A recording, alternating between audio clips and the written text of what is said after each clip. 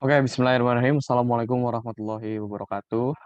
Selamat sore kepada semua rekan-rekan, teman-teman yang sudah hadir di Zoom atau di diskusi yang akan dilaksanakan oleh Fodaru yang bekerja sama juga dengan Interplago. Sebelumnya saya ucapkan terima kasih mewakili jajaran pengurus juga dari jajaran Fodaru yang telah menyelenggarakan kepada semua rekan-rekan yang sudah hadir dan menyempatkan waktunya untuk ada di Zoom, diskusi ini. Dan tentunya, kami ucapkan juga selamat datang, semoga hari ini bisa menjadi insight dan penambah wawasan baru bagi kita sebagai mahasiswa dan juga sebagai masyarakat yang peduli dan melek istilahnya kepada politik, terkhususnya politik yang akan dibahas pada hari ini, yaitu perpolitikan geopolitik yang diambil oleh pemerintahan Indonesia di detik ini. Dan juga, tak lupa saya izin memperkenalkan diri, nama saya Muhammad Alif Naufal Saifur Rohman. Saya adalah seorang mahasiswa aktif semester 3 di HI, di jurusan Hubungan Internasional di Universitas Islam Negeri, Syarif Hidayatullah Jakarta. Dan pada hari ini saya diberi kesempatan oleh, Bang Sultan Alam ya, sebagai koordinator dari Fodaru, atas, kesempatannya saya ucapkan terima kasih banyak. Juga, kepada pemateri yang sudah hadir ada Bang Bima juga saya ucapkan selamat datang dan juga terima kasih atas penyempatan waktunya. Sebelum lebih jauh lagi kita lanjut ke diskusinya, saya akan memberikan kesempatan kepada koordinator Fodaru, Bang Sultan Alam untuk memberikan sepatah dua kata sambutan dan membuka acara diskusi pada sore hari ini. Waktu dan layar saya persilakan. Cek, kedengeran suara saya, Kak Alif? Terdengar terdengar. Oke. Bismillahirrahmanirrahim. Assalamualaikum warahmatullahi wabarakatuh. Pertama-tama terima kasih kepada rekan saya, Alif Noval, yang telah bersedia untuk hari ini eh, membawa acara kita, diskusi kita pada sore hari ini. Yang kedua, saya ingin ucapkan terima kasih atas kehadiran eh, Bang Bima Yudhistira, Direktur Celios, yang hari ini insya Allah mungkin akan memberikan kepada kita insight berkaitan dengan tema yang kita buat pada sore hari ini. Pertama-tama mungkin saya ingin menjelaskan ya mengenai alasan utama kenapa tajuk Fodaru Talks edisi ketiga ini berkaitan dengan perjalanan Pak Jokowi ke Asia Timur gitu, 3 negara. Pertama RRT, Republik Rakyat Tiongkok, kemudian Jepang, dan terakhir ke Korea Selatan. Pertama, yang mungkin nanti kita akan menjelaskan kita akan mendengarkan penjelasan lebih gamblang dari Pak Mahfuz Siddiq. Beliau adalah mantan Ketua Komisi 1 DPR RI periode 2010-2016, yang mungkin beliau nanti akan memberikan banyak insight lebih banyak berkaitan dengan perspektif geopolitik tentang ini. Kemudian nanti mungkin akan disempurnakan lebih dari perspektif ekonominya oleh Bang Bima. Nah, kenapa penting gitu? Yang pertama mungkin ya, geopolitik itu suatu peristiwa geopolitik itu sangat-sangat dinamis gitu. Semua semua kejadian-kejadian geopolitik, baik itu ekskalasi yang kecil atau yang besar, itu saling terkoneksi dan melibatkan banyak orang gitu. Lebih lebih lebih bagus lagi mungkin pemilihan diksinya akan berdampak pada banyak orang, termasuk mungkin kita sendiri gitu. Contohnya apa? Misalnya perangnya di Rusia Ukraina gitu. Kita di sini yang langsung terdampaknya, misalnya anak-anak kos ya, dengan naiknya harga Indomie dan lain-lain gitu. Secara tidak misal ya, atau naiknya harga gandum dan lain-lain secara tidak langsung gitu. Atau mungkin ke masyarakat lebih luas, misalnya naiknya harga BBM dan lain-lain.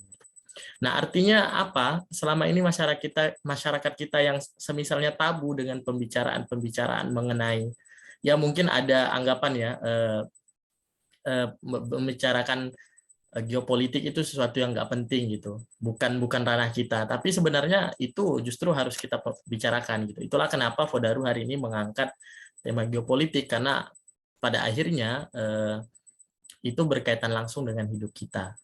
Nah, peristiwa geopolitik ini dinamis, teman-teman sekalian, bahwa kenapa? Karena bukan hanya hitungan hari ya, bahkan dalam hitungan jam aja eh, itu bisa berubah-ubah gitu, peristiwa geopolitik itu.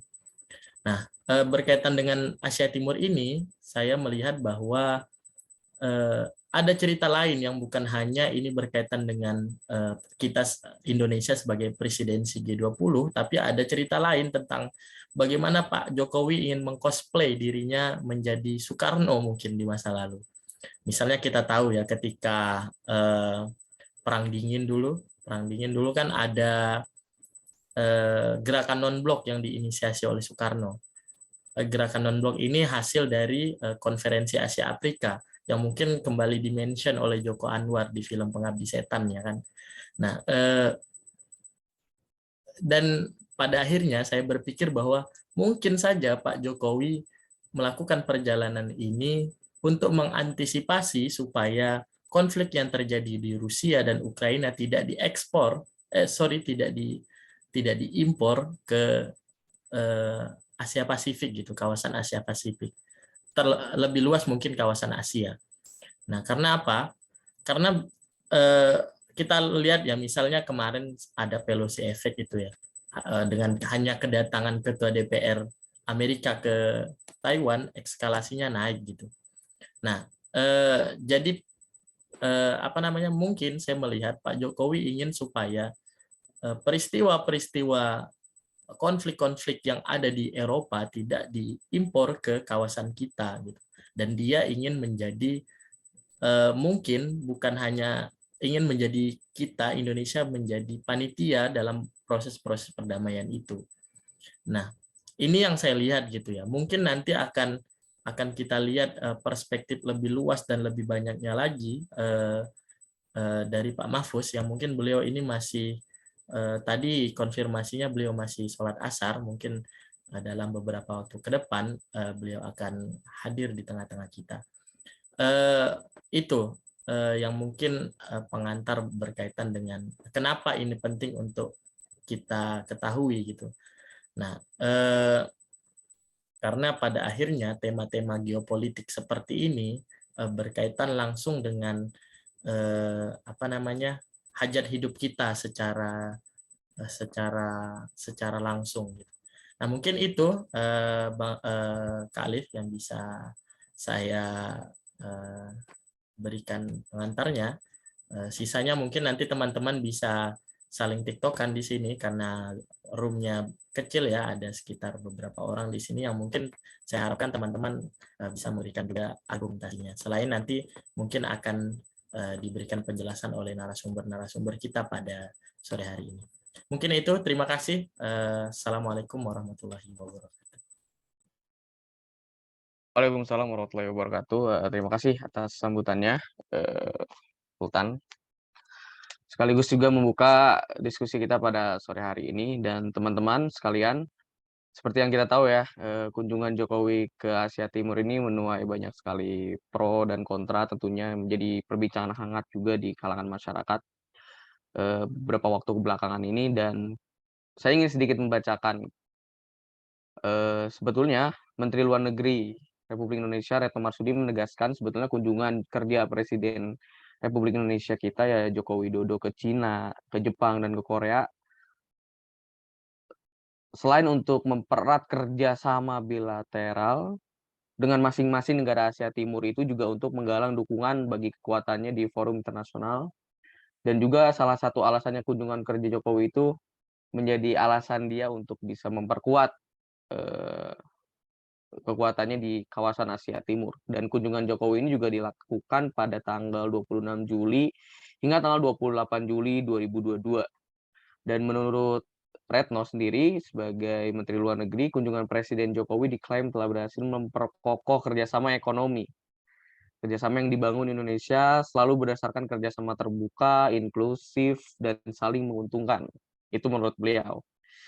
Dan beliau juga berbicara bahwa kepercayaan pemerintah dan swasta dari 3 pemerintah tersebut terhadap stabilitas politik dan pertumbuhan ekonomi di Indonesia itu sangat kuat, kata Retno kembali. Dan dalam keterangan pers yang dia katakan itu di tanggal 28 Juli tahun 2022, tepatnya pada hari Kamis.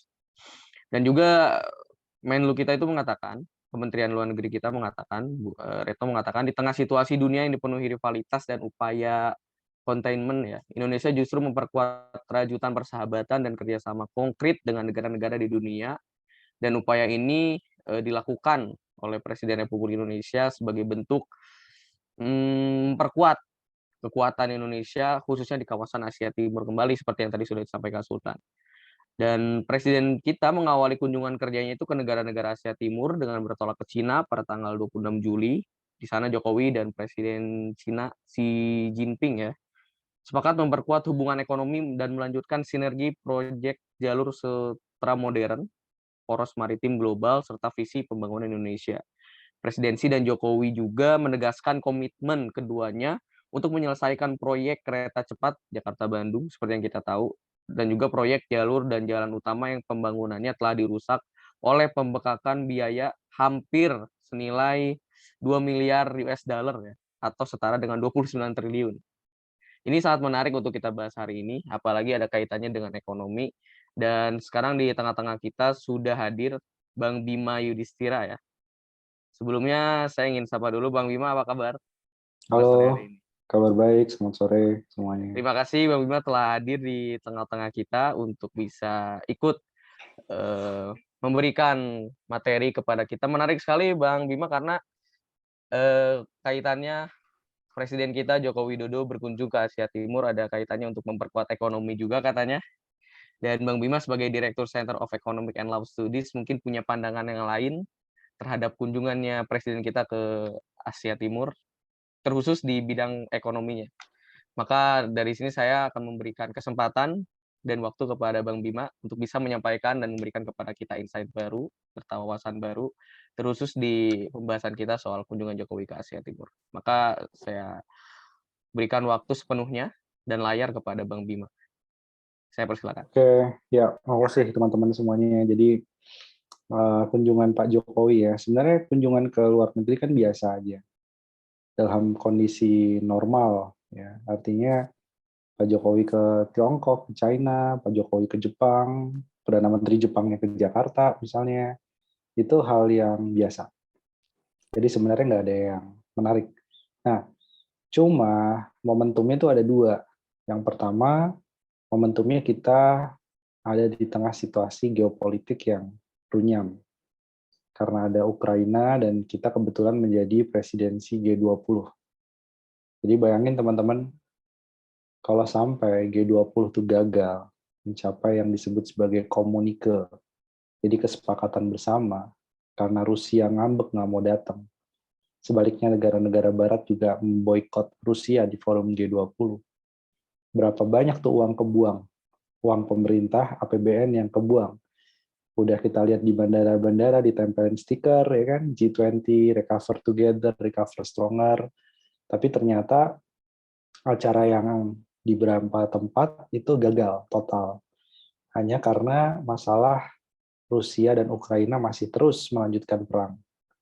Jadi capek juga kan, udah jadi IO, bikin acara capek-capek, ternyata nggak datang tuh negara penting di G20. Nah, ini juga khawatiran kalau misalkan Rusia ngambek nggak mau datang, dia akan ngajak sahabat baiknya, yaitu China. Jadi kita coba bikin event, batal semua tuh. Event itu nggak ada artinya. Jadi ini salah satu G20 yang terburuk gitu ya. G20 yang terburuk yang pernah ada. Kalau sampai Pak Jokowi gagal menyamakan persepsi dan mengundang negara-negara yang sedang berkonflik tadi. Ukraina bukan negara G20, tapi setidaknya Ukraina bisa diberi tempat misalkan menjadi observer di dalam G20. Itu cara main amannya. Dan konteks yang keduanya memang kita sedang berada di dalam situasi resesi ekonomi secara global. Amerika Serikat itu secara teknikal sampai kuartal kedua kemarin sudah masuk dalam resesi ekonomi. Jadi kalau ada yang nanya nih, kondisi ekonominya baik-baik aja apa enggak. Kita sudah resesi, sudah fix kita masuk dalam resesi secara global. Indonesia belum, tapi secara global resesi. Makanya kunjungan di banyak negara, 3 negara ya, ada Jepang, China, kemudian Korea Selatan, itu sebenarnya sebagai bentuk agar kita bisa mempererat hubungan kerjasama perdagangan. Jangan sampai mitra dagang utama kita ada China. China itu sekitar 30% dari total impor dari Indonesia itu asalnya dari China. Ekspor itu sekitar 20-an% itu ke China.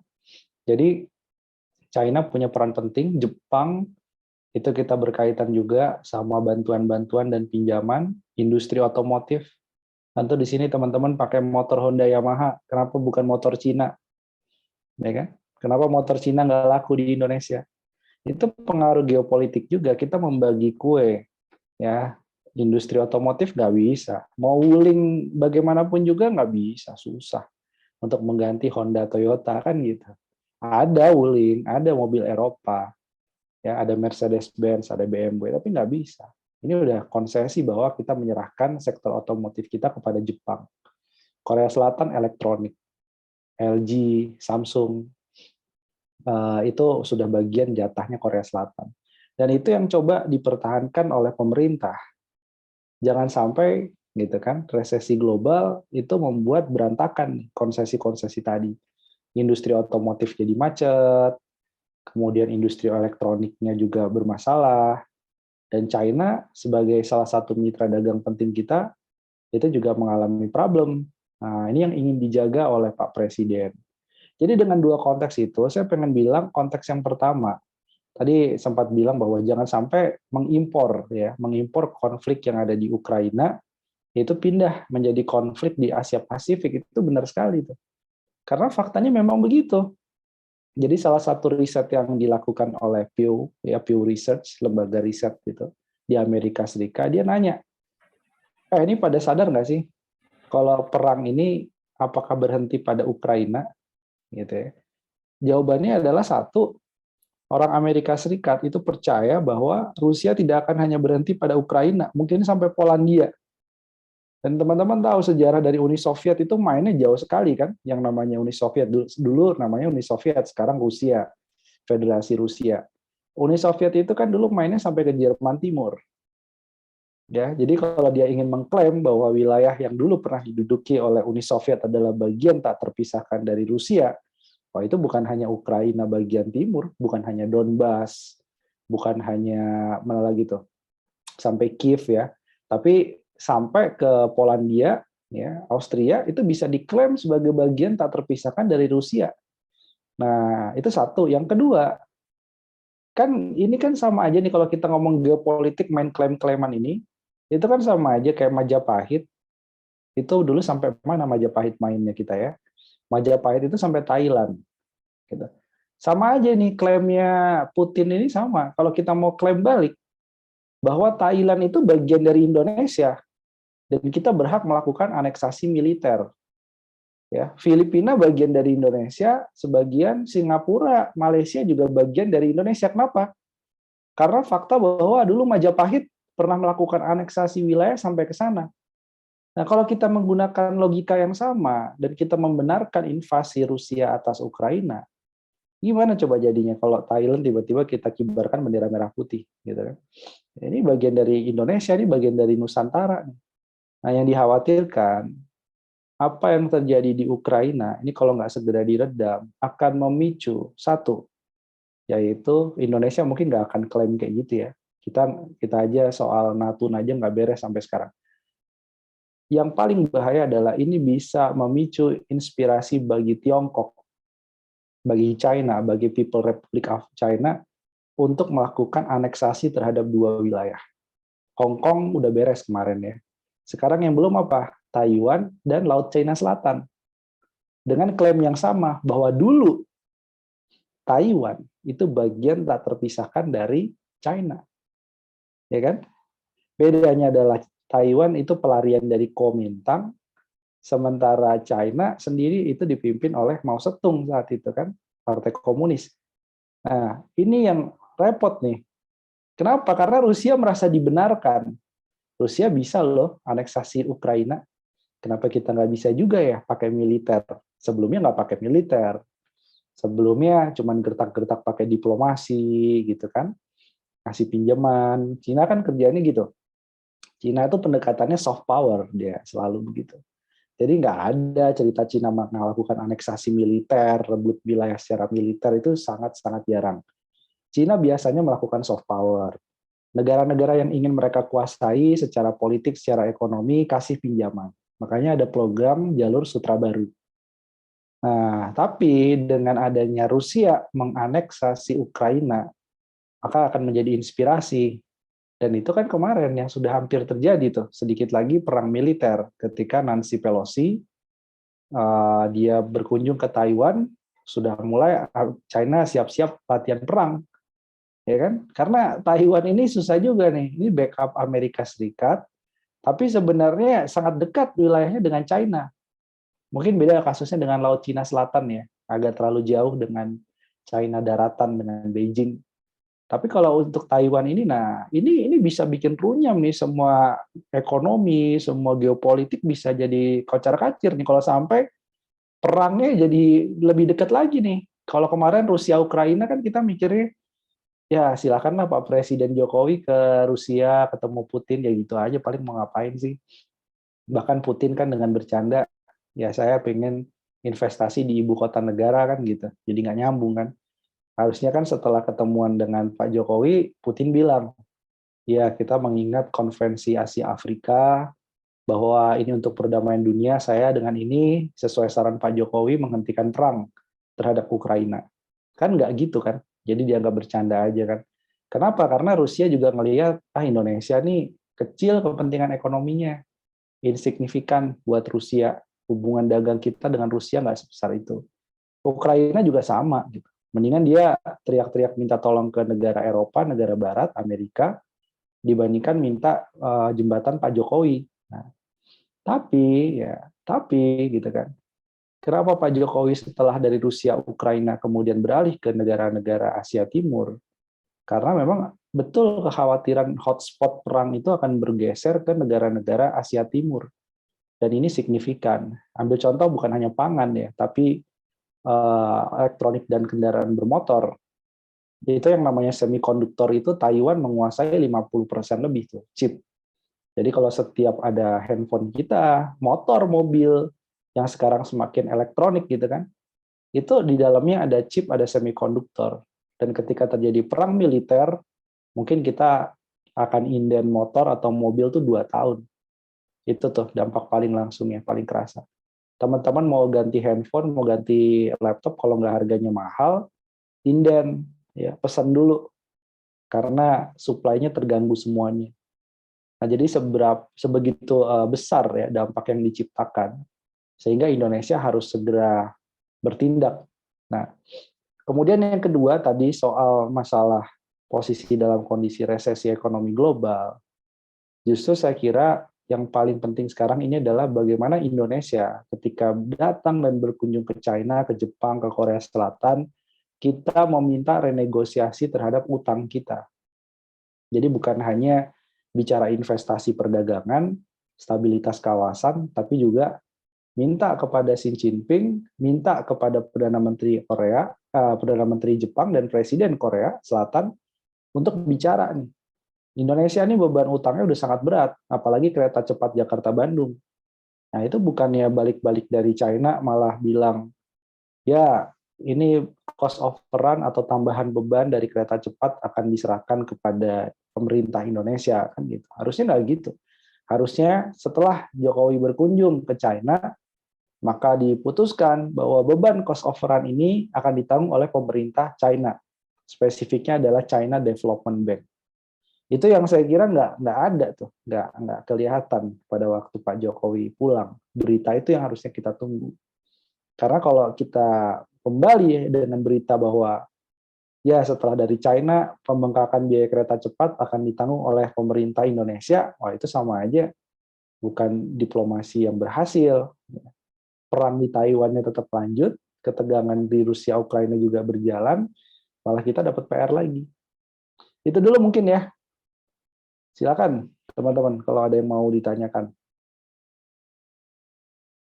Baik, terima kasih Bang Bima atas pemaparan. Jelas sekali apa yang menjadi tujuan dan secara geopolitik internasional, baik itu pandangan ekonomi dan juga politiknya, Bang Bima sudah menjelaskan sangat gamblang ya saya rasa. Dan eh di pada kesempatan kali ini karena kita punya sesi diskusi ya dan tanya jawab, maka untuk teman-teman yang hadir di sini mungkin ada yang ingin ditanyakan, silakan dengan raise hand atau melalui kolom komentar, kolom chat.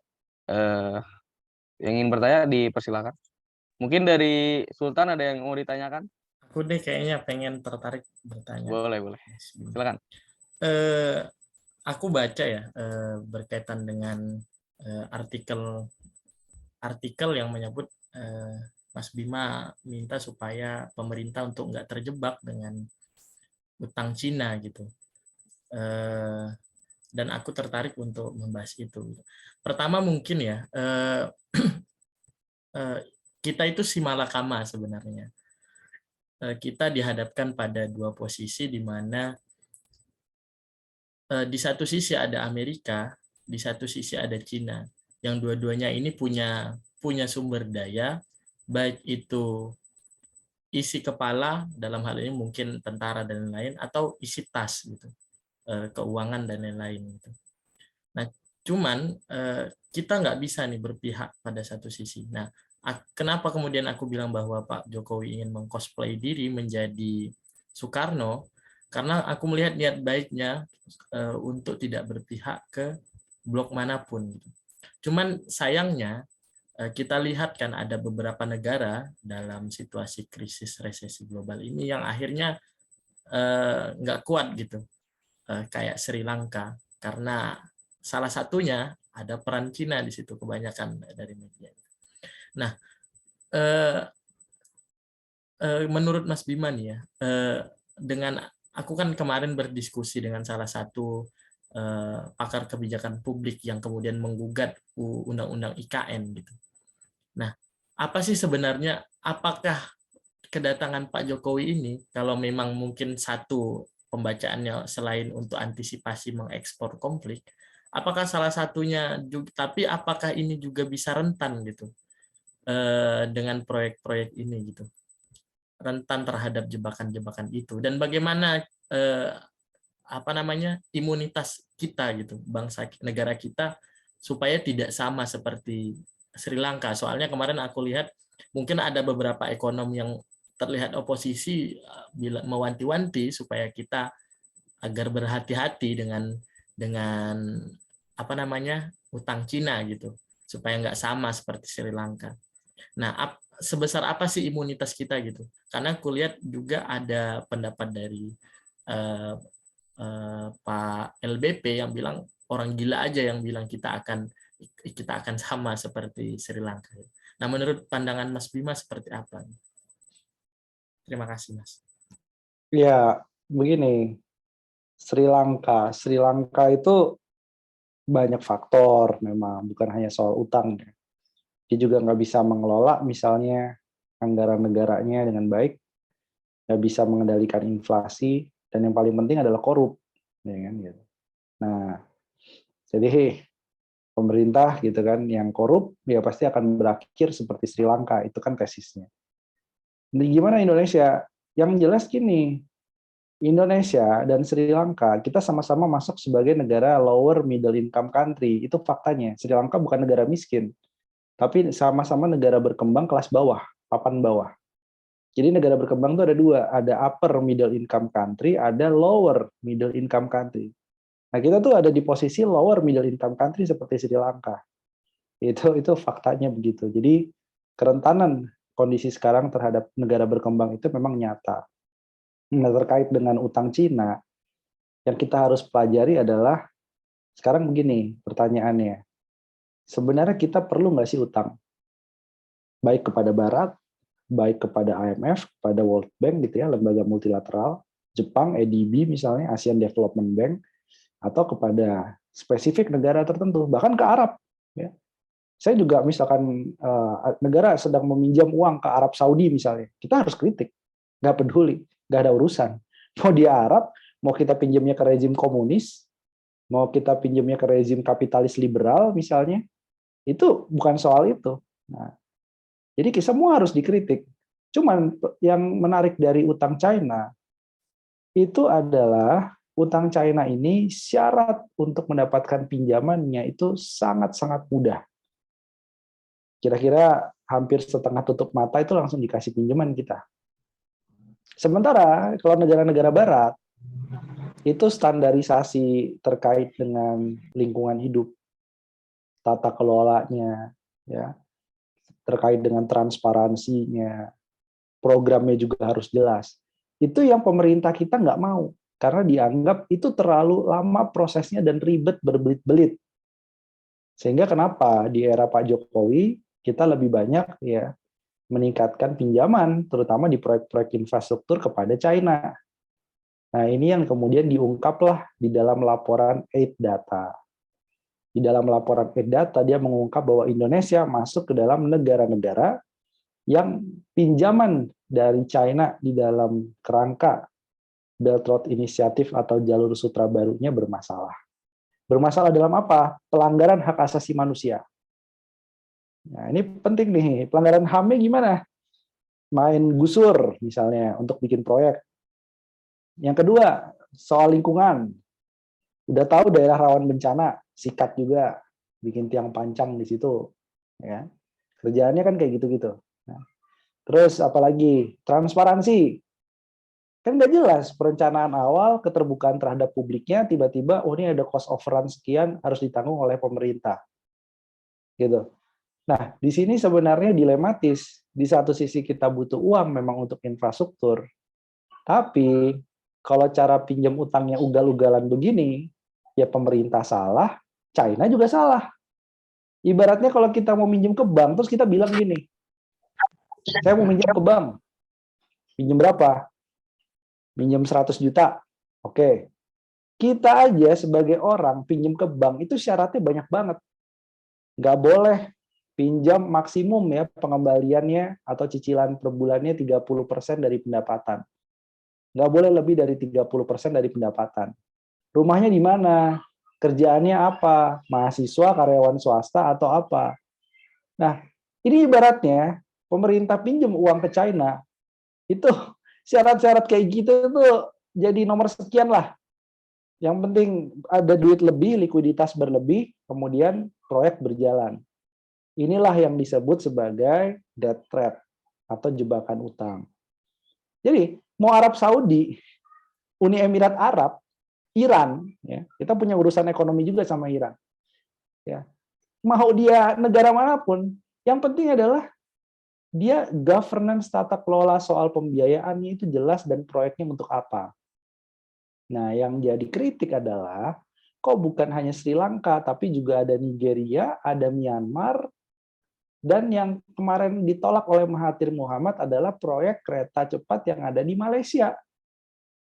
Kenapa? Karena Mahathir Muhammad waktu itu, walaupun cuma sebentar dia mimpin Malaysia, dia ngelihat, ini kayaknya orang Malaysia nggak butuh-butuh banget nih untuk bikin infrastruktur sekeren kayak gini ya.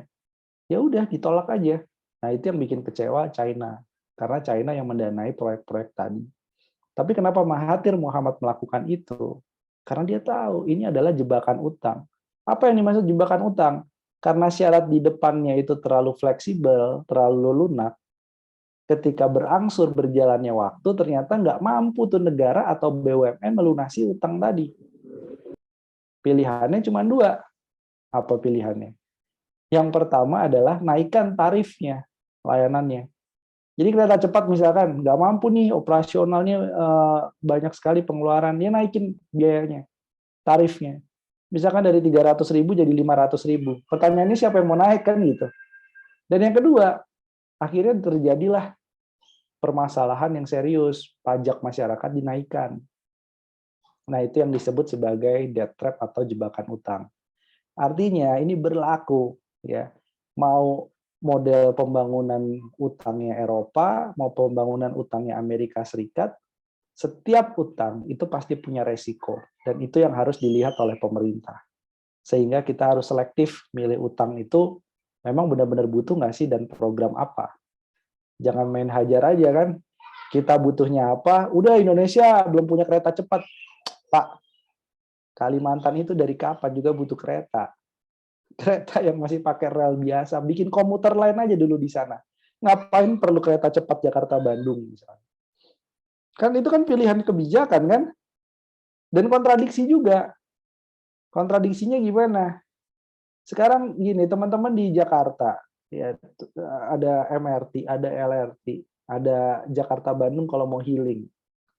Kalau mau berhiburan bisa naik kereta cepat Jakarta-Bandung.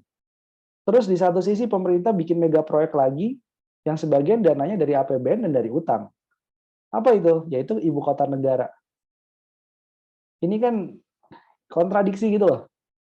Kita disuruh stay di mana nih sebenarnya? Tetap di Jakarta apa kita pindah ke IKN? Gitu ya. Itulah kontradiksi-kontradiksi yang akhirnya kita bertanya, sebenarnya butuh banget sih kita utang ini dan tahu nggak sih kalau setiap utang ada resikonya. Gitu aja sebenarnya.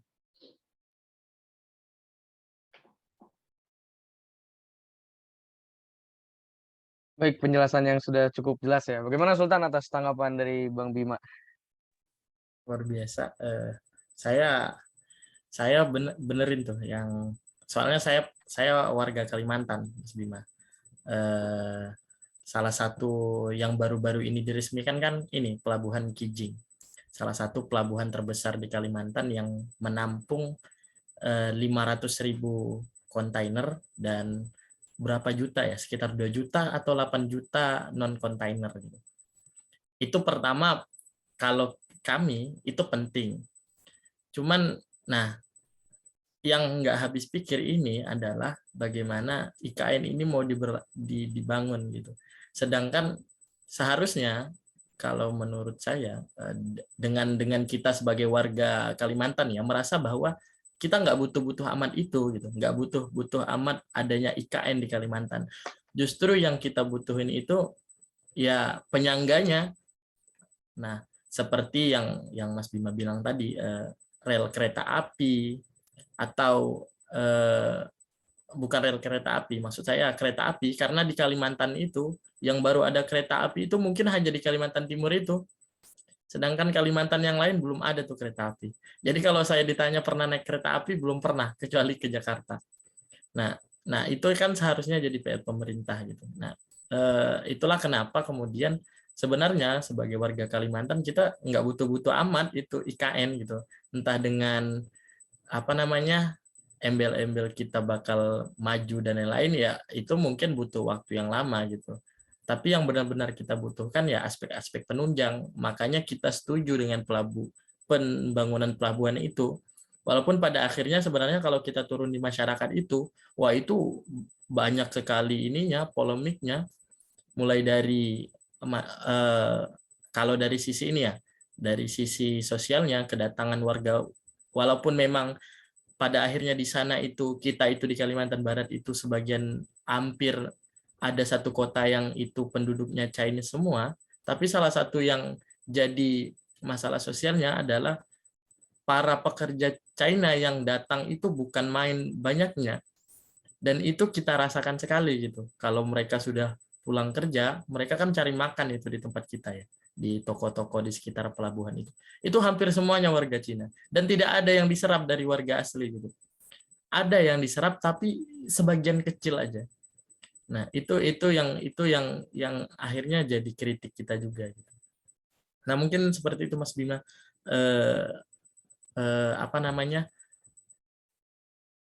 Berkaitan dengan jebakan utang itu. Ini mungkin belum ada ya Pak Mahfuznya. Berarti kita diskusi banyak dengan Mas Bima aja berarti. Pak Mahfuznya belum. Ya, sembari menunggu mungkin kita bisa terus berdiskusi sama Bang Bima. Ya, Juga teman-teman. Sorry nih, saya mungkin 2 lagi pertanyaan ya. Soalnya saya mau geser juga. Siap. Ya. Kebetulan ada yang bertanya juga ini dari peserta yang ikut mendengarkan di sini. Dia ingin bertanya terkait pernyataan Jokowi yang menyatakan bahwa tahun depan itu dunia bakal gelap terkait krisis yang tadi Bang Bima jelaskan. Apakah itu memang benar bisa terjadi atau hanya sebatas dugaan sementara? Dunia gelap tadi ya. Sebenarnya di depan sudah saya singgung bahwa memang resesi ekonomi secara global. Definisi resesi itu kan 2 kuartal atau lebih ekonomi mengalami tekanan secara terus-menerus, gitu ya. Pertumbuhan ekonominya rendah, bahkan negatif. Nah sekarang, negara yang sudah confirm masuk resesi adalah Amerika Serikat. Kemudian yang kecil-kecil lah, kayak Sri Lanka, ada Myanmar, Laos, ya, gitu. Jadi ada negara yang tidak kuat dalam menghadapi pandemi, dia jatuh. Nah itu kalau terjadi bersamaan, maka efeknya ya bisa lebih parah daripada pandemi. Gitu. Pandemi itu kan ekonomi macet, gitu. Ekonomi nge-freeze. Nah ini bisa mengulang dengan situasi yang lebih parah lagi. Belum sembuh dari pandemi, ditambah biaya-biaya naik, biaya bahan baku, biaya kebutuhan pokok naik, pangan naik, energi naik. Ini akan banyak yang berjatuhan menjadi negara-negara gagal, gitu. Bukan hanya negara bangkrut ya. Kalau negara gagal bayar itu disebut negara bangkrut. Kalau ini yang dikhawatirkan menjadi failed state. Apa bedanya? Kalau bangkrut nggak bisa bayar utang, kalau failed state atau negara gagal, itu pemerintahannya nggak ada. Jadi ada presiden diketawain aja. Ini presidennya mau nyuruh apa, bahkan presidennya lari ke luar negeri. Nah, Sri Lanka tuh sudah masuk dalam tahap failed state, gitu kan. Jadi nggak ada pemerintahan, orang chaos ya. Nah itu apakah mungkin terjadi? Ya sekarang aja udah terjadi, ekonomi dunia suram. Nah yang jadi pertanyaan adalah seberapa kuat Indonesia biar nggak ikut-ikutan suram.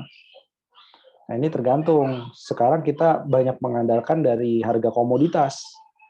Tapi kalau terjadi resesi, yang namanya batu bara di Kalimantan, sawit yang ada di Kalimantan dan Sumatera, itu nggak bisa banyak menolong ekonomi Indonesia lagi. Dan pada titik itu, maka kita harus cari pendapatan lain selain dari komoditas untuk bisa survive. Apa? Ya dari industri, manufaktur, ya dari pertanian harus dipikirin kembali. Gitu. Jadi jangan silau lah dengan wah ini batu bara lagi bagus. Kapan bagusnya? Kemarin. Sekarang kalau teman-teman lihat harga batu bara, harga minyak mentah udah mulai turun juga. Nah disitulah warning kita untuk nggak terlena dengan bonanza komoditi yang cuman waktu singkat. Gitu. Baik, terima kasih Bang Bimo atas jawabannya.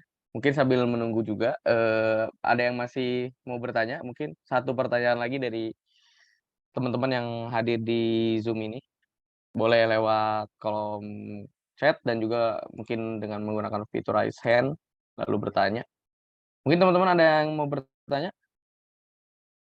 Oh ya, ada yang bertanya lewat kolom chat ini, Kak Bima, biar saya bacakan dari Atosca Kediri ya, namanya menarik banget. Tanya Kak Bima kalau proyek-proyek itu memang bukan karena kebutuhan rakyat tapi kebutuhan fee. Nah, nggak ada undang-undang yang mencegah ini atau bagaimana? Juga tempo pembayarannya lama sekali, 30 sampai 40 tahun, padahal jabatan presiden cuma 10 tahun. Bagaimana? Silakan Bang Bimo untuk menanggapi pertanyaan dari Atosca Kediri ini. Ya, betul. Kadang-kadang saya bercanda begini nih. Wah, nanti kalau Indonesia bermasalah karena proyek-proyek ini jadi beban, terus juga kita bisa terancam, utang kita susah bayarnya, kan kita punya 17.000 pulau tuh. Gadain aja satu kan gitu. Tapi kan masa kayak gitu kan jadinya kan gitu kan. Kita akhirnya untuk menangani proyek-proyek yang bermasalah kita harus menggadaikan satu persatu pulau gitu kan, kedaulatan. Nah, jadi soal regulasi apakah ada? Sebenarnya banyak. Kalau bicara soal regulasi kurang lengkap apa sih? Soal masalah pemeriksaan ada BPK, KPK, Kejaksaan, ya kan? Bahkan di banyak proyek tuh ditulisin tuh, proyek ini diawasi oleh Kejaksaan, misalnya. Belum kepolisian juga kalau misalkan ada indikasi korupsi, suap menyuap dan lain-lain. Tapi ini permasalahannya yang paling susah itu adalah korupsi bukan dalam bentuk fee. Misalnya ada orang yang menggolkan satu proyek gitu kan, kemudian dia dapat uang, langsung dapat Ferrari, langsung dapat mobil mewah, langsung dapat motor Harley Davidson, itu udah nggak zaman. Kalau yang kayak gitu gampang banget ketangkep. Ada bupati yang ngasih misalnya izin lahan untuk proyek-proyek yang sebenarnya mengada-ngada, bikin tugu, ngaco-ngaco, bikin jembatan, ambruk, dan lain-lain. Itu kalau bupati menerima uang langsung ke rekeningnya atau cash, itu kan ada PPATK menelusuri macam-macam. Nah sekarang, teman-teman, yang bahaya itu adalah korupsi kebijakan. Ya, ini susah pembuktiannya, susah gitu. Ya, korupsi kebijakan. Apa yang dimaksud korupsi kebijakan? Ya, dia nggak nerima uang langsung.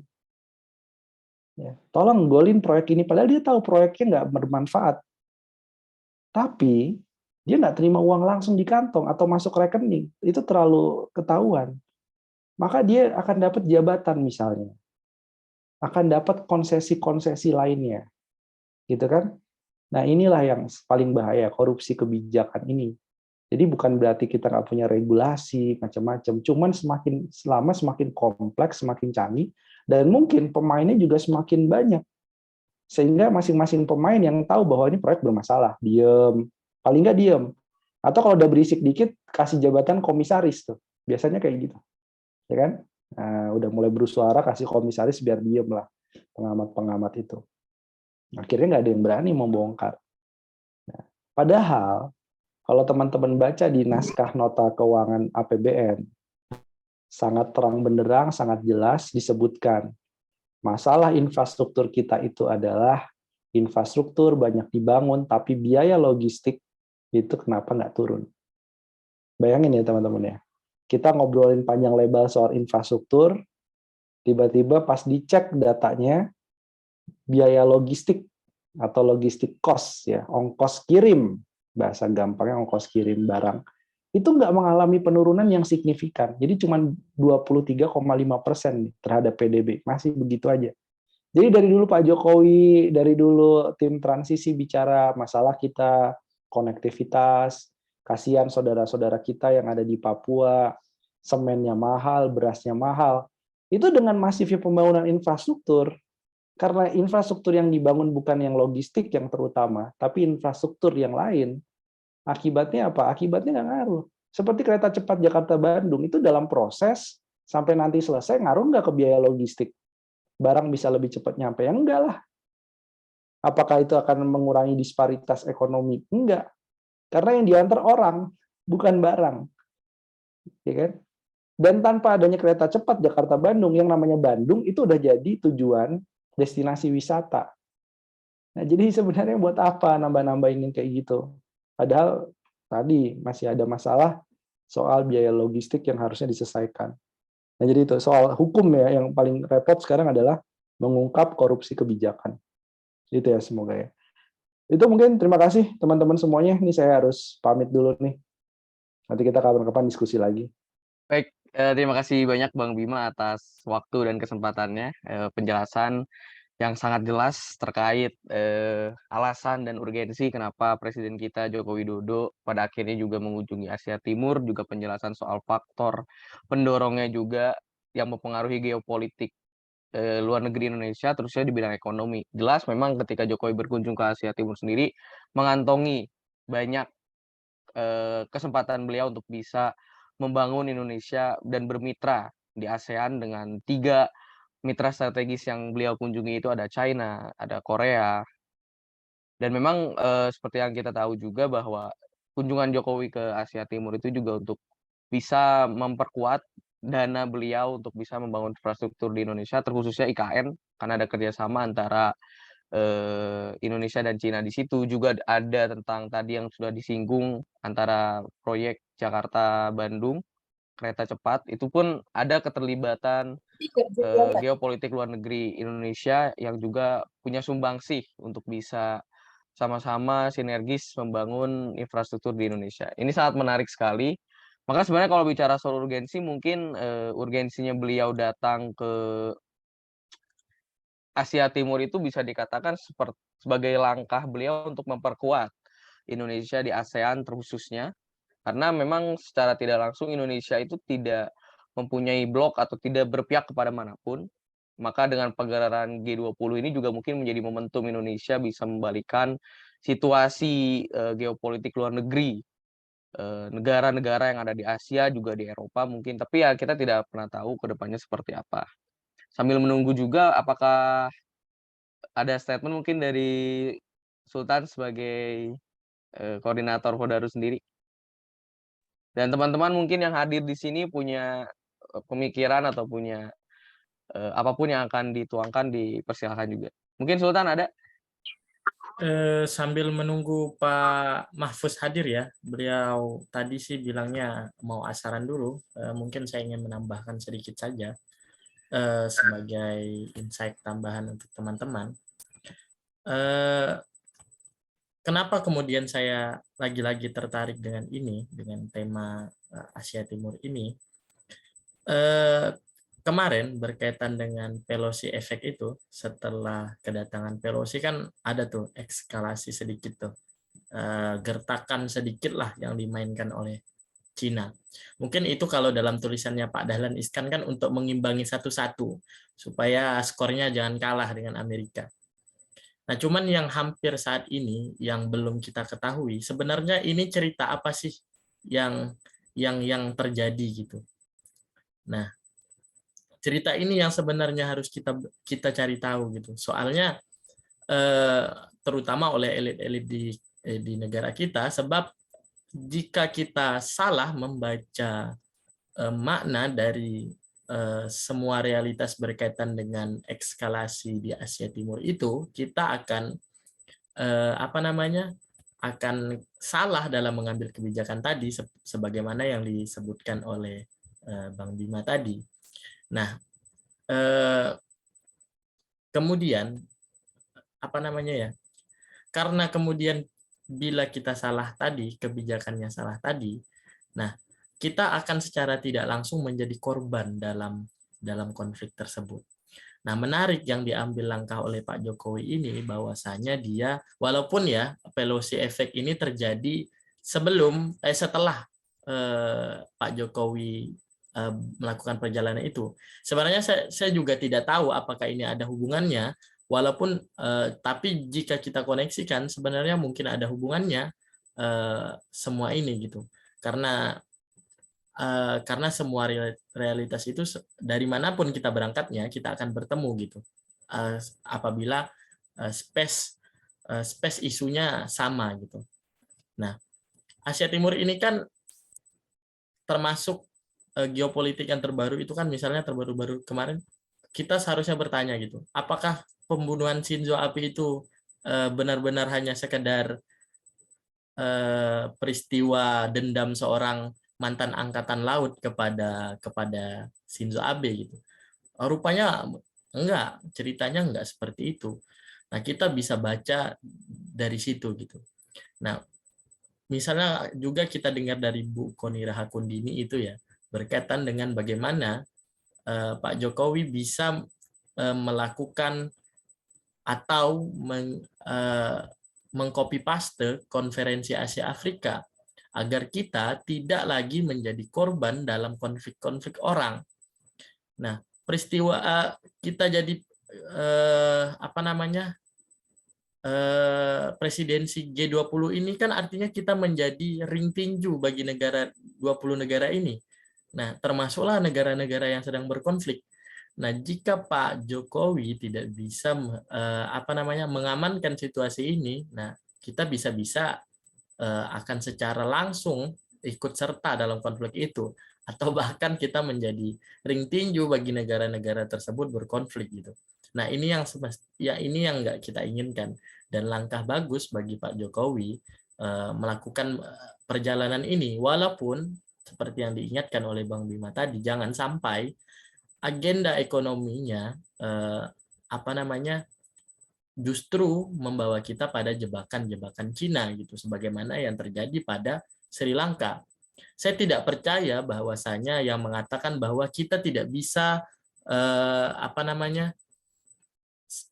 kita tidak bisa lari dari kemungkinan bahwa kita akan menjadi seperti Sri Lanka.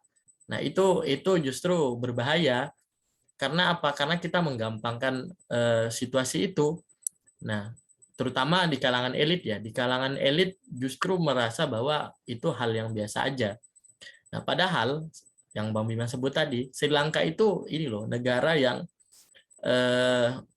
termasuk dalam menengah kecil gitu kalau dalam urutan, dan itu artinya kita hanya maju sedikit aja kan, menengah ke atas kan, ya itu kurang lebih aja. Nah ini yang berbahaya apabila elit-elit kita tidak mampu untuk mengelola negara. Nah ini yang harus diperhatikan gitu. Nah akhirnya semua realitas ini kan saling berhubungan gitu. Pak Jokowi yang apa namanya, yang melakukan perjalanan, kemudian jebakan hutang dan lain-lain. Nah, atau justru kita bisa baca lain. Nah, Jokowi datang ke Cina atau datang ke Asia Timur supaya dia apa namanya, mengantisipasi kita tidak seperti Sri Lanka. Nah, statement yang mengatakan bahwa hanya orang gila yang mengatakan kita bisa menjadi Sri Lanka itu rupanya hanya kamuflase saja, padahal kita sama-sama berkemungkinan menjadi China. Ini kan bisa juga ke sini kita bacanya toh. Nah, ini yang penting untuk kita ketahui gitu. Tapi kan dari penjelasan Mas Bima tadi gamblang gitu, bahwasanya pemerintah harus mengantisipasi ini, mengantisipasi konflik ini, dan itu bagus. Cuman jangan sampai perjalanan ini ingin menyelesaikan masalah tapi menciptakan masalah baru. Nah, dengan skenario utang-utang tadi. Nah, itu yang dan seharusnya yang diperhatikan adalah bagaimana kebutuhan mendasarnya. Misalnya kita harus memuji ya kebijakan infrastruktur yang diambil. Tapi kita juga harus mengkritik bahwa kebijakan infrastrukturnya pada akhirnya lebay. Tindakan-tindakannya lebay dengan membangun IKN dan lain-lain. Nah, itu kan kita bisa belajar tadi dari bagaimana Mahathir Muhammad bisa melakukan analisis lebih jauh bahwa rakyat Malaysia tidak membutuhkan konstruksi infrastruktur A misalnya. Nah, dia tidak meng-ACC itu sebagai hutang. Nah, tapi kan kita mungkin ya didorong oleh alasan politis lainnya berkaitan dengan misalnya IKN gitu di Kalimantan. Karena saya merasakan sendiri bahwasanya orang-orang Kalimantan justru bukan mengharapkan IKN gitu. IKN kan butuh waktu yang super lama untuk dibangun, dan mungkin saja bukan saya nanti, bukan kita yang nikmatin, bukan saya sebagai orang Kalimantan di usia ini yang menikmati, atau anak-anak saya aja yang menikmati. Nah, itu sama aja apa namanya? Itu pun kalau rencana tersebut tidak seperti Hambalang jadinya. Jadi candi IKN baru kan. Kan kalau ada sebutan Hambalang itu kan Candi Hambalang. Nah, nanti bisa jadi Candi IKN. Nah, atau Candi Nusantara.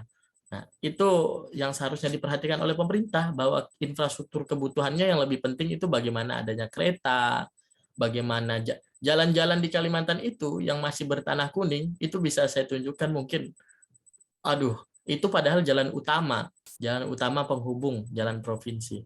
Nah, itu yang seharusnya diperhatikan pemerintah, walaupun dalam hal ini ya ada yang seharusnya dibangun oleh pemerintah daerah, tapi ada juga yang seharusnya dibangun oleh pemerintah pusat.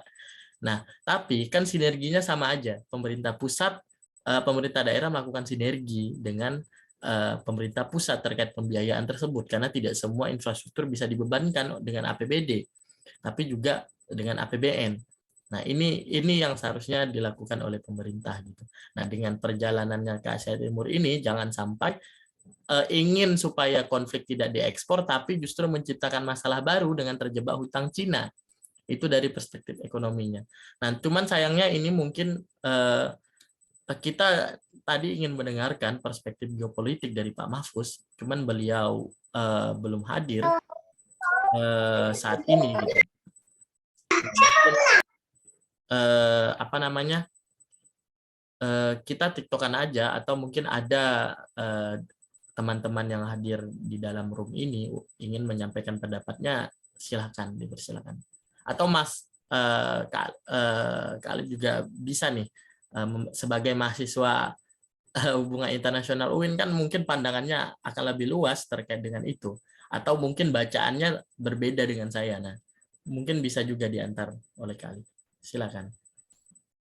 Ya, Sultan, sebelum mungkin saya juga akan sedikit menambahkan selaku moderator di sini, mungkin ada teman-teman yang ingin menanggapi pernyataan dari Sultan tadi atau ingin berpendapat, Ini forum bebas, jadi dipersilakan untuk teman-teman mungkin ada yang ingin berpendapat di antara yang hadir di sini, ada yang ingin sedikit menambahkan atau ingin menyanggah pernyataan yang tadi sudah disampaikan Bang Bima, Sultan juga dan teman-teman yang lain atas mungkin ada yang pertanyaannya tadi belum tersampaikan dan ingin menyampaikan juga di sini mungkin yang hadir di sini sembari menunggu bisa menjawab sambil menunggu juga ya teman-teman. Jadi Saya sebetulnya Mas Alif.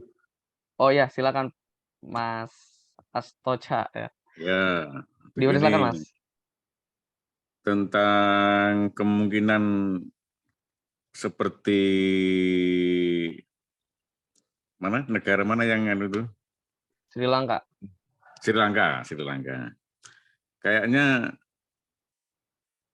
sangat tidak mungkin terjadi. Bab ini saya di lapangan itu menyaksikan sendiri tetangga-tangga saya itu rata-rata menerima BLT itu besarannya sampai jutaan. Jadi BLT dari macam-macam ya, ada PKH, ada BSU, ada macam-macam BLT itu kalau dikumpulkan, tetangga saya itu menerimanya itu 1.500.000, ada yang 2 juta. Dan itu kemarin saya baca datanya itu sampai kira-kira itu 30 juta. 30 juta kakak atau berapa itu. Jadi di kalangan bawah itu tidak mikir sama sekali untuk mengkritik pemerintah atau apa. Dia selalu mengatakan bahwa Jokowi hebat. Ini yang bedanya dengan Sri Lanka. Sri Lanka tidak ada BLT. Itu. Nah, cuma Indonesia itu yang berteriak kan yang menengah ya. Yang bawah sudah dapat rezeki BLT, yang atas rezeki proyek-proyek, yang tengah-tengah ini yang memang agak tidak dapat bagian apa-apa sehingga banyak berteriak. Kira-kira saya begitu, Pak. Baik Mas Astocha, terima kasih sekali atas statement-nya. Ini menarik juga bahwa memang sebetulnya di pemerintahan Jokowi ini banyak sekali terjadi pro kontra, terutama di pembangunan atau infrastruktur ya. Sebetulnya diakui ataupun tidak ya, seperti yang tadi Mas Astocha bilang sendiri bahwa di lapangan, saya juga pernah bertanya langsung kepada memang orang-orang yang terkhususnya pada masyarakat Indonesia yang memang tinggal di luar Pulau Jawa. Apalagi di daerah timur yang memang dari tahun ke tahun, dari periode ke periode itu ada kesan jarang sekali tersentuh gitu ya, apalagi di urusan infrastruktur. Yang menarik adalah dari pembahasan kali ini, statement-nya tadi Sultan juga bilang bahwa ya memang betul ada pembangunan infrastruktur yang tidak merata itu terjadi di Indonesia, di negara kita gitu. Memang pembangunan infrastruktur itu memang sangat terasa terkhususkan hanya untuk di Pulau Jawa, apalagi wilayah DKI sekitarnya. Tapi saya pernah langsung bertanya juga kepada orang yang memang tinggal di daerah timur bahwasannya di pemerintahan Jokowi kali ini saat ini di timur itu bahkan infrastruktur yang memang pada periode-periode pemimpin sebelumnya itu sulit masuk atau memang banyak sekali hambatan, baru di tahun ini mereka rasakan bisa berjalan dengan lancar, terutama listrik, air, sekolah, jalan. Itu menurut mereka pandangan orang-orang timur. Jadi memang kadang kalau untuk membahas positif dan negatifnya di suatu pemerintahan, kita tidak bisa hanya terpusat kepada satu pemikiran, semisal pemikiran yang ada di tanah Jawa mungkin. Kalau di tanah Jawa pasti memang berbeda-beda gitu ya. Apa yang menjadi pandangannya itu. Tapi kalau kita lihat lagi lebih jauh lagi dari lapisan masyarakat kita, karena kan Indonesia dari Sabang sampai Merauke, ada beberapa lapisan yang masyarakat yang bahwa di periode ini, di tahun itu merasakan mereka itu diperhatikan. Karena di tahun-tahun sebelumnya mungkin memang sangat sangat minim gitu dan memang sulit. Itu mereka katakan bahwa di periodenya pemimpin yang sebelumnya ya Pak SBY itu selama 10 tahun listrik itu masuk secara tidak merata juga dan tidak konsisten. Listrik itu berarti dari kisaran tahun 2014 saja ya, sebelum diselenggarakannya pemilu, itu listrik belum merata di tahun 2014 itu di kawasan timur. Nah, untuk di tahun ini terusnya dari tahun 2020 mereka berkata dan mereka bersaksi bahwa di pemerintahan saat ini ya orang-orang timur itu sangat diberdayakan sekali, itu yang mereka rasakan. Maka untuk bisa menyimpulkan kepemerintahan itu kita memang harus melihat sisi daripada pandangan banyak lapisan masyarakat Indonesia. Bukan hanya soal menengah ke bawah, menengah ke atas, tapi lapisan masyarakat kita yang ada dari Sabang sampai Merauke. Dan juga saya sedikit mengkritisi soal presiden yang datang ke China. Saya rasa sebetulnya Presiden Jokowi itu bisa memastikan agar pemberian pinjamannya Cina ke Indonesia itu semata-mata komersial.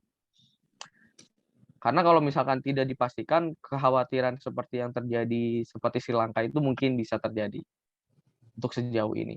Dan saya sangat sepakat dengan tadi Bang Bima bahwa betul kunjungan Jokowi ke Asia Timur itu untuk mengamankan itu salah satunya.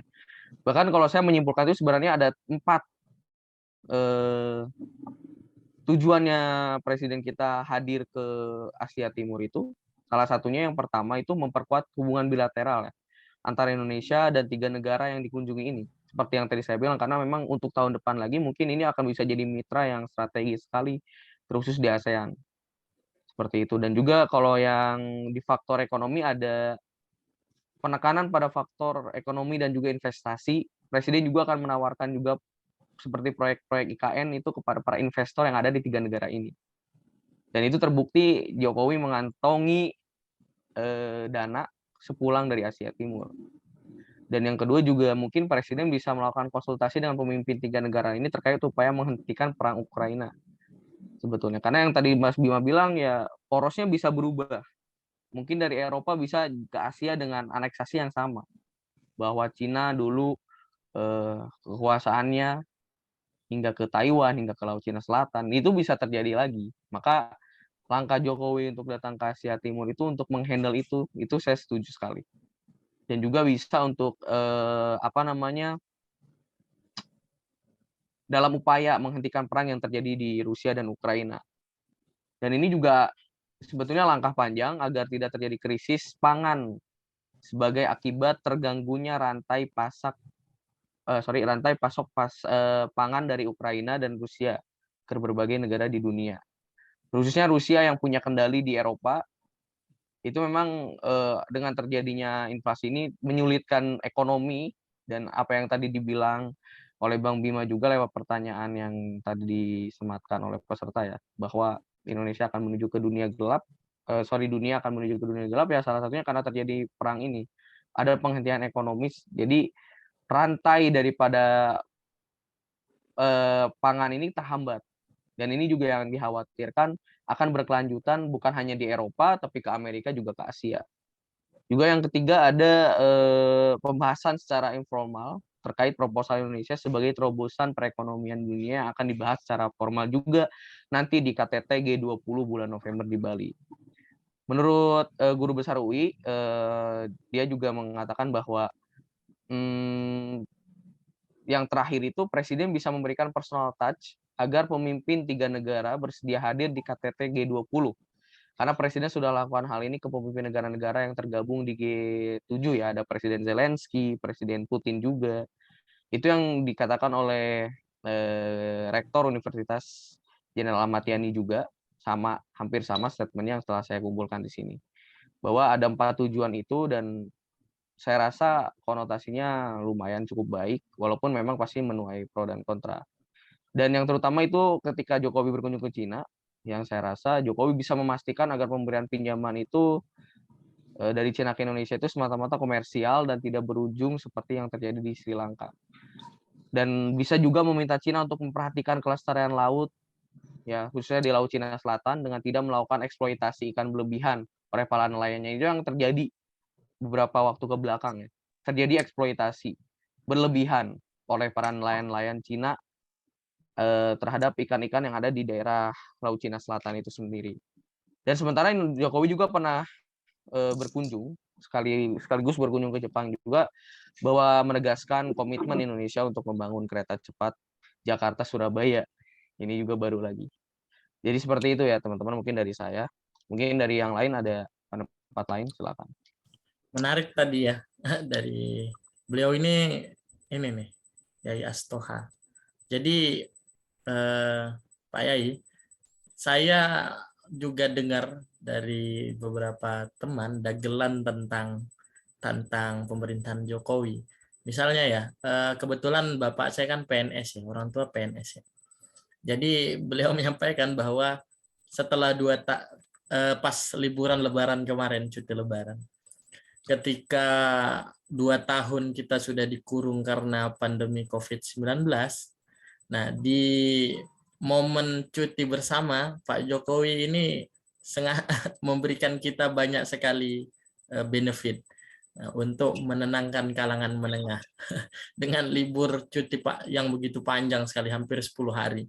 Nah, sebelum itu bahkan gaji para PNS ini yang dan BLT kalau nggak salah saya yang sebelumnya ditahan sampai 2 bulan itu dalam satu bulan sebelum menjelang Lebaran itu dikeluarkan itu dengan nominal yang jadi kalau 1 bulan kan 600, berarti untuk 2 bulan 1.600.000 itu langsung dikeluarkan untuk kalangan menengah. Ini yang mungkin ya Pak gimana? Lanjut. Ya, jadi setelah diberikan lagi cuti, nah itu kan betapa bahagianya rakyatnya gitu. Nah, berbeda dengan yang terjadi di Sri Lanka. Cuman kan bukan yang kita lihat dari gerakan itunya, gerakan masyarakat, bukan hanya dilihat dari bagaimana masyarakat melihat itu, karena tapi juga dilihat dari bagaimana misalnya APBN kita bisa menanggung pemberian BLT itu, sedangkan di sisi lain juga ada pembiayaan untuk infrastruktur IKN dan lain-lain, dan itu dipakai dengan skenario utang. Belum lagi masalah BUMN ini yang pada akhirnya juga kita pakai skenario utang. Terbaru saya dengar dari stafnya Menteri BUMN juga sama, pembiayaan terhadap BUMN ini selain dibebankan kepada APBN juga dipakai skenario utang. Akhirnya jebakan hutang ini kembali menjadi momok menakutkan kita, momok menakutkan Indonesia. Bukan hanya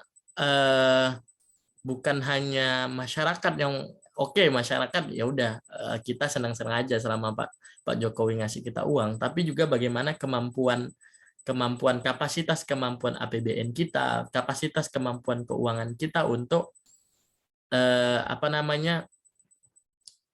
fighting dalam situasi seperti ini gitu. Oke, bisa saja dibagi-bagikan. Rupanya pada akhirnya kapasitas kemampuan APBN kita nggak mampu.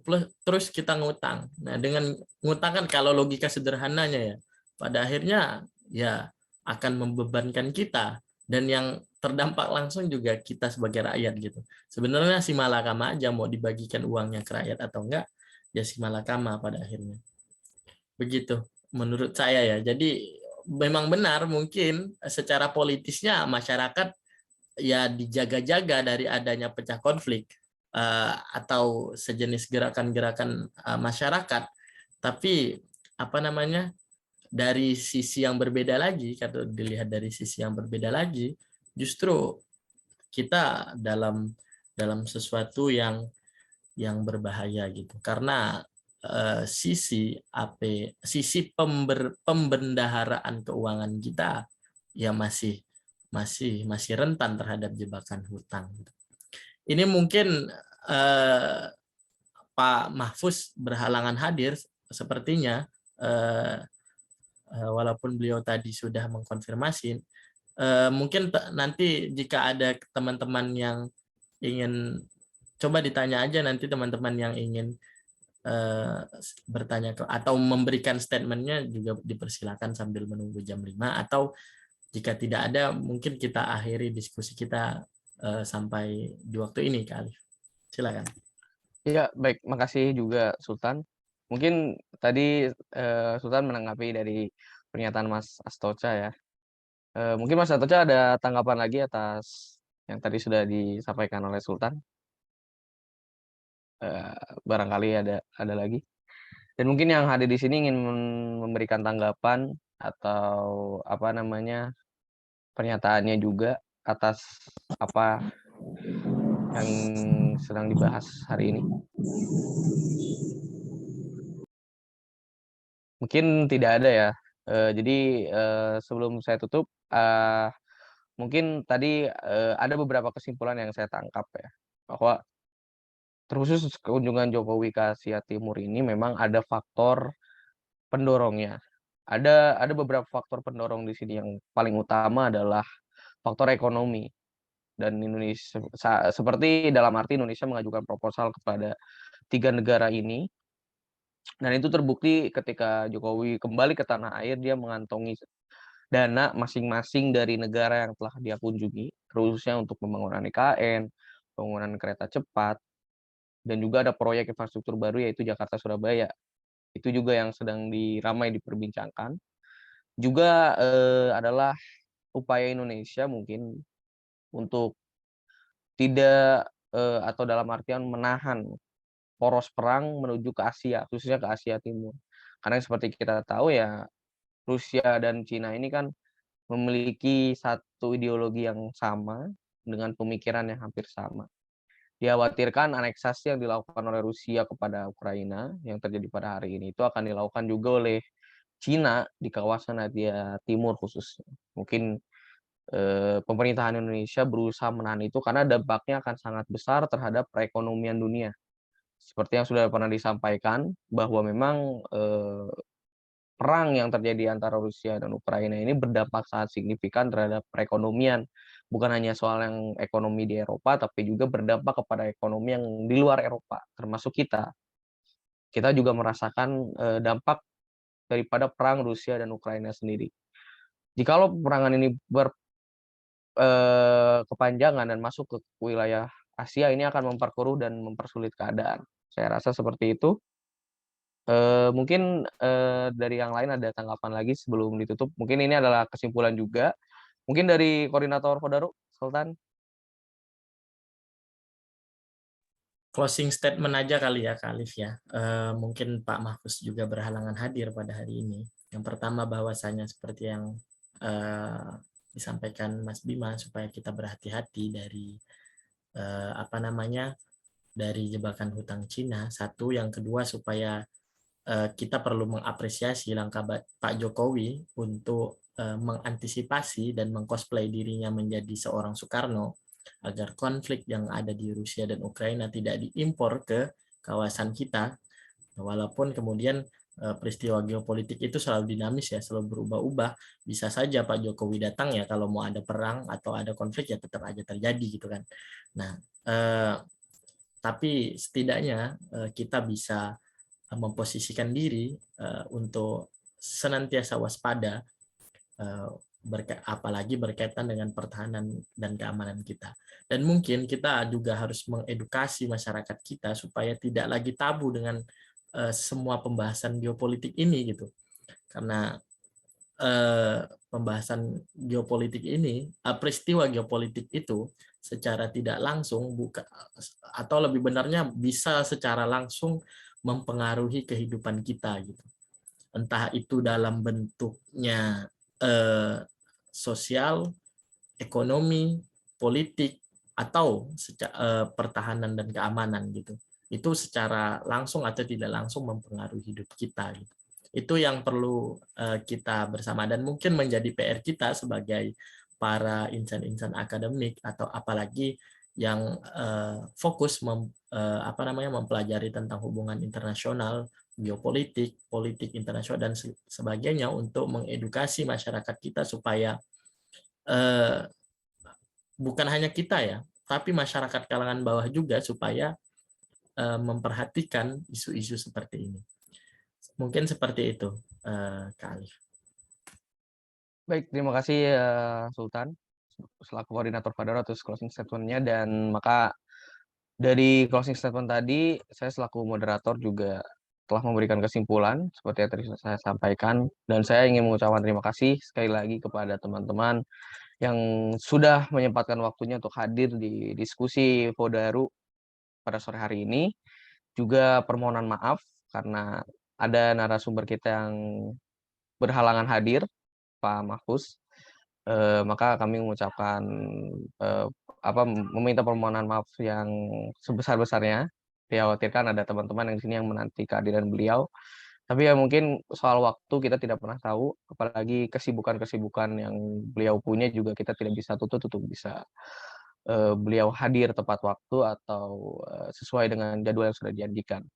Maka dari itu saya tutup pertemuan pada sore hari ini, dan juga ucapan terima kasih sekali lagi kepada seluruh hadirin yang sudah menyempatkan waktunya, juga kepada koordinator Fodaru yang telah mempercayai saya sebagai moderator pada acara diskusi pada sore hari ini. Semoga kedepannya diskusi ini akan terus berlanjut dengan tema-tema dan juga pembahasan yang jauh lebih baik dan jauh lebih menarik lagi. Baik, terima kasih. Wassalamualaikum warahmatullahi wabarakatuh. Terima kasih Terima teman-teman. kasih Kak Alif, terima kasih teman-teman yang setelah menyempatkan hadir pada hari ini. Kita tutup majelis Zoom kita sore hari ini. Assalamualaikum warahmatullahi wabarakatuh.